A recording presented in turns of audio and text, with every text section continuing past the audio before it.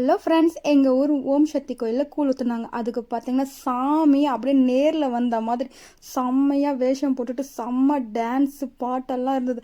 அப்படியே கண்ணில் தண்ணி வர அளவுக்கு சூப்பராக இருந்தது. வேணா நீங்களும் பாருங்கள், அவ்வளோ நேச்சுரலாக ரெடி பண்ணியிருக்காங்க. இதுக்காகவா அது ஒரு லைக் போடுங்க, சூப்பராக இருக்குது. இந்த கலையை நாம் மதிக்கிறோம். நீ அளந்து பார்க்காத, அத அளந்து பார்க்கத்தான் இந்த கடலும் பத்தாத. காத்து சேட்டையும் இவர் எது கண்ணிக்காத.